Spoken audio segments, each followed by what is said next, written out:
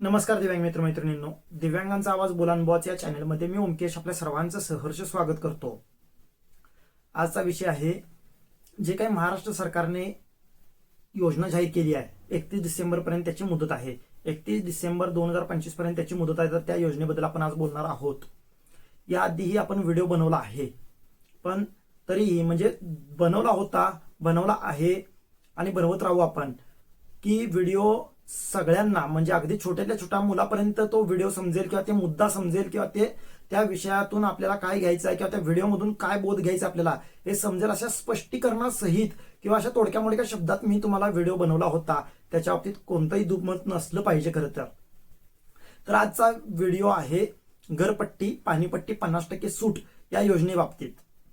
आता तुम्ही म्हणाल की हा परत परत सगळ्यांना म्हणजे मला आपल्या सबस्क्रायबर्सना म्हणतो की रिपीट काय करत नाही, एकच मुद्दा एकाच वेळेला आणि बाकीचे एकच मुद्दा 10 वेळा रिपीट करत नाही। तुम्हाला आता वाटत असेल की मी घरपट्टी पाणीपट्टीचा व्हिडिओ तर बनवलाय पण परत काय रिपीट घेऊन आला हा, असं वाटत असेल। 100% वाटणार, त्याच्या बाबतीत कोणतंही दुमत नाहीये। वाटलंच पाहिजे आणि वाटलंच पाहिजे, कारण का जोपर्यंत आपल्याला हे कळणार नाही किंवा गोष्टी घडणार नाहीत तोपर्यंत आपल्याला प्रॉब्लेम्स येतच राहणार ना। त्याच्यामुळे आता आजचा व्हिडिओ कशा संदर्भात आहे तर तुम्हाला कळालं असेल थोडक्यात की घरपट्टी आणि पाणीपट्टीत आपल्याला 50% सूट दिलेली आहे। तर त्याच्या बाबतीत जो काही न्याय मिळाला पाहिजे, अन्याय व्हायला पाहिजे, अन्याय होतोय, अन्याय नाही व्हायला पाहिजे, या सगळ्या गोष्टींबाबतीत आपण आज चर्चा करणार आहोत। पहिला योजना काय सांगतो थोडक्यात, तर योजना ही राज्य सरकारने जाहीर केलेली आहे, बरोबर आहे। राज्य सरकारने योजना जाहीर केली, काय जाहीर केली, 31 डिसेंबर पर्यंत तुम्हाला मुदत आहे अर्ज करण्यासाठी की माझे थकीत जे काही घरपट्टी असेल, थकीत पाणीपट्टी असेल, यात मला 50% सूट मिळावी आणि मी ती एक रकमी भरायला तयार आहे पैसे, अशी ही योजना थोडक्यात, बरोबर आहे। याला नियम 2-3 लावले होते। नियम 2-3 कोणते होते की ही योजना सर्वांना लागू नसेल, पूर्ण महाराष्ट्रातील नागरिकांना लागू नसेल, पण ही योजना सर्व नागरिकांना लागू असेल, असे दोन म्हणजे कन्फ्युज करण्याचं गोष्ट केलं। पण त्यातच क्लिअरिफिकेशन देताना काय सांगितलं, प्रत्येकाला याचा लाभ मिळेलच असं नाहीये, ज्याला लाभ हवाय त्यांनी अर्ज करायचा आहे ग्रामपंचायतीकडे। मग हे फक्त दिव्यांगांसाठी होतं का, दिव्यांगांसाठी आहे का ही योजना, तर नाहीये। ही योजना प्रत्येक नागरिकासाठी आहे ही योजना। त्याच्यामुळे त्यांनी काय सांगितलं की ज्याला गरज आहे त्याने या योजनेचा लाभ घ्यावा, 31 डिसेंबर याची अंतिम मुदत असेल हे सांगण्यात आलं। तर खूप अभिनंदन सरकारचं। पण जी सरकार योजना घोषित करते तर सरकारचा असा दावा आहे की आमचा शेवटच्या व्यक्तीपर्यंत पोहोचण्याचा प्रयत्न आहे किंवा शेवटच्या व्यक्तीला पण न्याय, शेवटच्या व्यक्तीला पण त्याचा लाभ मिळवून देण्याचा प्रयत्न आहे। मग या योजनेबाबतीत मात्र असं का होतंय, अशी का हुकुमशाही केली जाते, अशी का जबरदस्ती केली जाते, अशी का त्या योजनेपासून आमच्या दिव्यांगांना वंचित ठेवलं जाते, या प्रश्नाचं मला उत्तर हवं आहे। आता हे प्रश्न का पडलेत ते तुम्ही सांगा मला। राज्य सरकारने सांगितलं पाहिजे, मुख्यमंत्री असतील, दोन्ही उपमुख्यमंत्री असतील किंवा मग महसूल मंत्री असतील, यांनी सांगितलं पाहिजे। खरं तर हे खरंच सांगितलं पाहिजे का माहितीये काय, कारण सगळ्या गावांमध्ये आता ही योजना सुरू आहे, सगळे गाव त्याचे लाभ पण देत आहेत, मी नाही म्हणणार नाही, ही योजनेचा लाभ देत आहेत। पण काही ग्रामपंचायती वगळता, हे कशावरती बोलतोय मी, हे अभ्यास केल्यानंतर, प्रतिक्रिया घेतल्यानंतर, स्वतः ग्रामसेवकांच्या सोबत बोलल्यानंतर ही गोष्ट बोलतोय तुमच्यापर्यंत। म्हणजे ही योजना कुठली, राज्य सरकारची, ते अंमलबजावणी कोणी करायची असते तर कलेक्टर असतील, तहसीलदार असतील, ग्रामसेवक असतील, बरोबर आहे। तिघांनी करायचं असतं। तर मग यात मनमानी कारभार का चालू आहे, हुकुमशाही का चालू आहे, आम्ही ग्रामपंचायत आमची त्यामध्ये नाव नोंद केलेलं नाही आहे किंवा आमची ग्रामपंचायत त्या योजनेला बांधील नाही आहे, आम्ही त्या योजनेचा लाभ देणार नाही आमची ग्रामपंचायत, हे का सांगत आहात।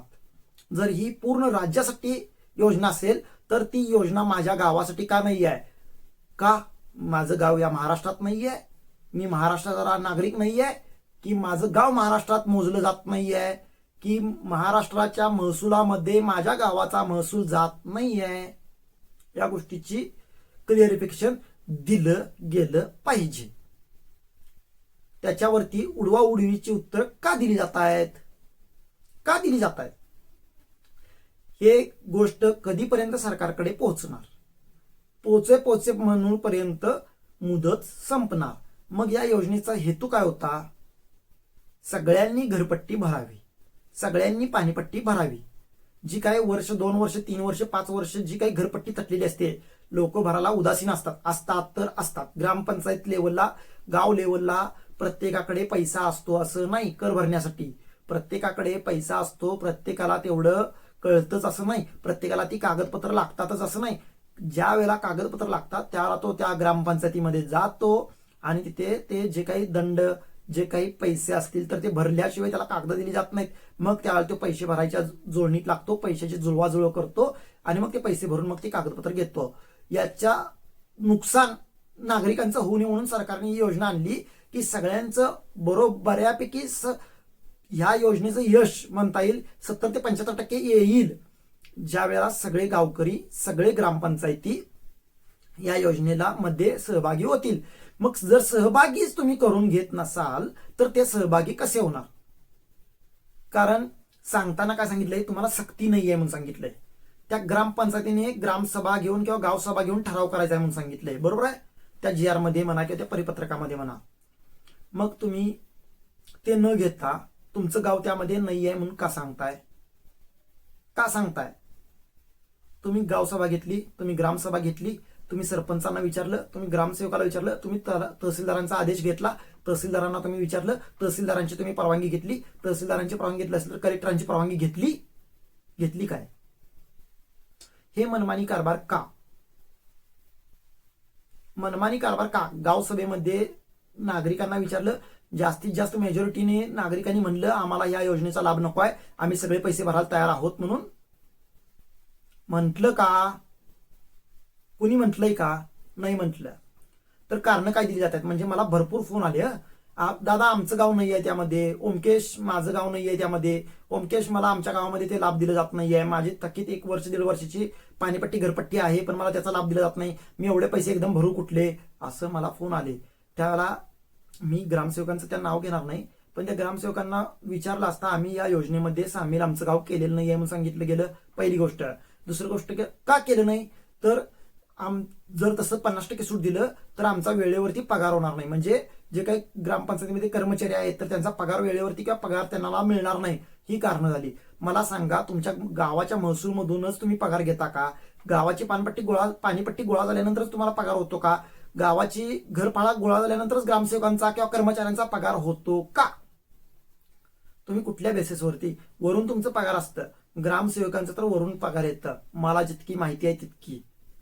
तुम्हाला कलेक्टर असतील, जिल्हा अधिकारी असतील, यांच्याकडून तुम्हाला पगार वाटप होतो. मग तुम्ही हे कोणत्या बेसिसवरती तुम्ही पगार, म्हणजे आमचा होत नाही म्हणून किंवा आमच्या इथं महसूल कमी पडते म्हणून वगैरे. महसूल जर कमी पडत असता तर सरकारने ही योजना आणली असती का? पैसे सरकारकडे जर कमी पडत असतील, उलट तुम्हाला सगळ्यांना सांगतो, सगळ्या नागरिकांना सांगतो, ही योजना आणण्याचं यामध्ये नागरिकांचा फायदा व्हावा म्हणून नाहीये, लक्षात घ्या. असेल एक 10%, 20%, 30% नागरिकांचा फायदा होणार आहे, याच्यामध्ये दुमत नाहीये. कारण आपण अर्धे पैसे भरणार आहोत, अर्धे पैसे भरणार नाही आहोत. पण याच्यामध्ये सगळ्यात जास्त कोणाचा फायदा असेल तर तो सरकारचा फायदा आहे, लक्षात घ्या. कारण आपण 1 वर्ष झालं, 2 वर्ष झालं, 3 वर्ष झालं, काही नागरिक पाणीपट्टी असेल, घरपट्टी असेल हे भरत नव्हते, भरलेले नाही आहेत, तरीही त्यांना पाणी येतं, तरी त्यांना तिथं राहायला भेटतं.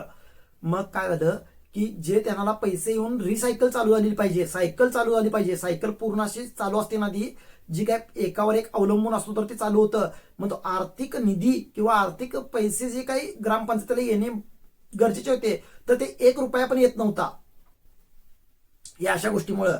पण ही योजना आल्यामुळे निदान आपले थकबाकी जर समजा 1 रुपया असेल तर निदान 50 पैसे तरी तिथे येतील या अपेक्षेने. म्हणजे काहीच नसल्या, म्हणजे जर समजा आपण काहीतरी करायला गेलो, दुकानात बसलो, आपण दुकानात दिवसभरामध्ये आपले महाग वस्तू आहेत म्हणून आपला धंदा न होणं, आणि जर आपण ऑफर लावून जर त्यातले समजा एक दररोज 10,000चा धंदा होण्यापैकी 5,000चा जरी धंदा झाला तरी सुद्धा आपण प्रॉफिटमध्ये असतो.